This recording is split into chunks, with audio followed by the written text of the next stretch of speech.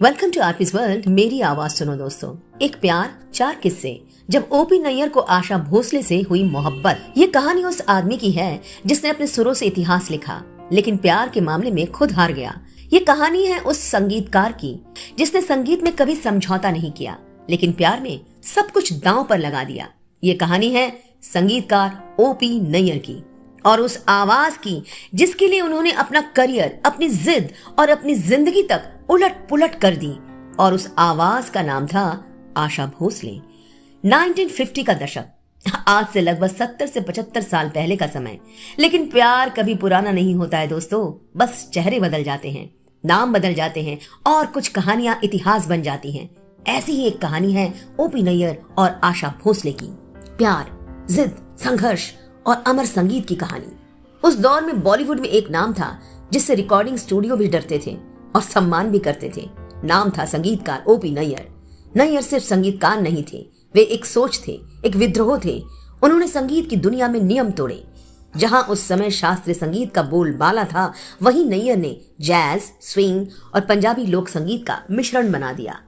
उनके गानों में घोड़े की टाप जैसी बीट, तेज लय और अलग अंदाज होता था। और सबसे बड़ी बात, उन्होंने अपनी पूरी जिंदगी में लता मंगेशकर के साथ काम नहीं किया। उन दिनों म्यूजिक इंडस्ट्री लता के गाने के बगैर कुछ सोच ही नहीं सकती थी, क्योंकि ओपी नैयर का मानना था मेरे सुर मेरे नियम। इसी दौर में उनकी जिंदगी में आई एक संघर्ष करती हुई आवाज आशा भोसले। उस समय आशा भोसले इंडस्ट्री में पूरी तरह स्थापित नहीं थी। लता मंगेशकर की छोटी बहन होना उनके लिए वरदान भी था और एक बड़ी चुनौती थी। कहा जाता है कि जब नैयर ने पहली बार आशा की आवाज सुनी, उन्होंने सिर्फ एक गायिका नहीं सुनी, उन्होंने देखा एक नई पहचान, एक नई ऊर्जा, एक नई प्रेरणा। नैयर ने आशा की गायकी को पूरी तरह बदल दिया। उच्चारण बदला, अंदाज बदला, आवाज का आत्मविश्वास बदला और फिर आया एक के बाद एक सुपरहिट दौर। आइए मेहरबान, ये है रेशमी जुल्फों का अंधेरा, इशारों इशारों में, दीवाना हुआ बादल। इन गानों ने आशा भोसले को एक नई पहचान दी।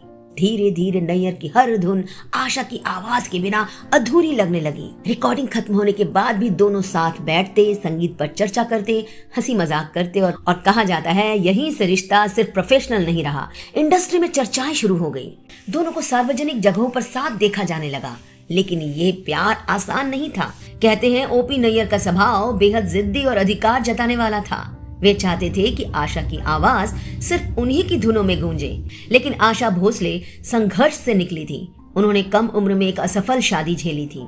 उन्होंने जिंदगी में खुद खड़े होने का फैसला किया था। आशा ने तय किया प्यार हो सकता है, लेकिन करियर के साथ समझौता नहीं।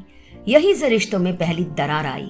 इसी समय नैयर की निजी जिंदगी भी अस्थिर होती जा रही थी।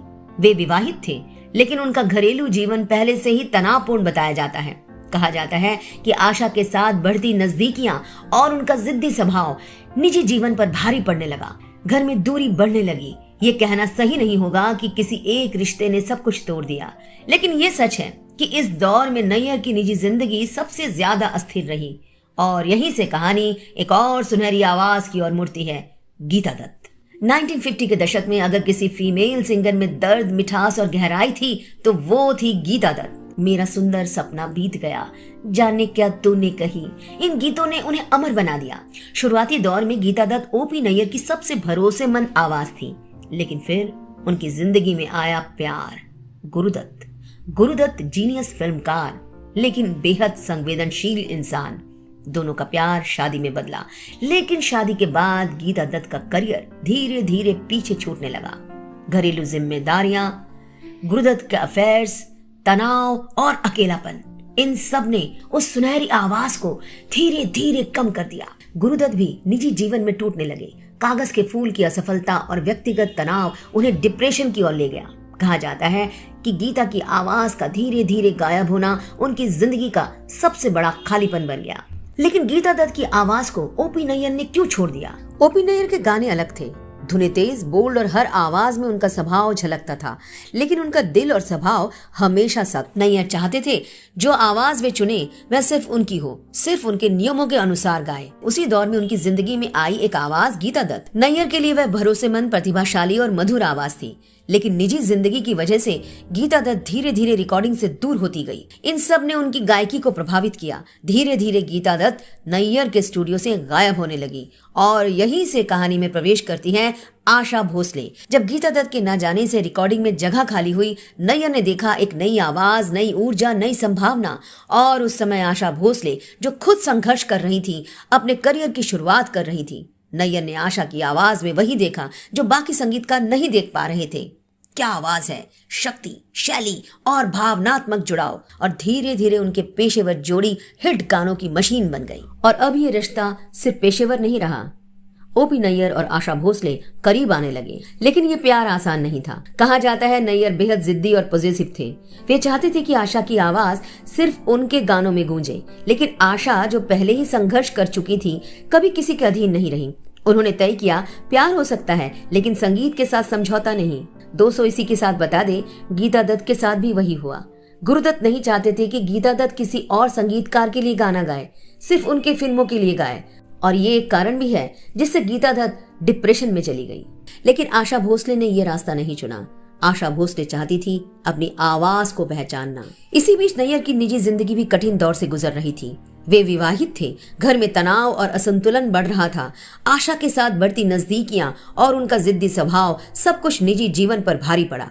कहा जाता है कि एक रिकॉर्डिंग के दौरान किसी पेशेवर बहस में नैयर गुस्से में आ गए। उन्होंने कह दिया आशा से, अब तुम मेरे लिए मत गाना। और आशा, जो अब खुद को पहचान चुकी थी, पीछे नहीं लौटी। इस फैसले ने दोनों की जिंदगी बदल दी। ओपी नैयर, जिन्होंने इंडस्ट्री में हिट की बारिश कर दी थी, धीरे धीरे अकेले पड़ गए। उनका स्वभाव सब या कुछ नहीं वाला था और इस बार उन्होंने सब खो दिया।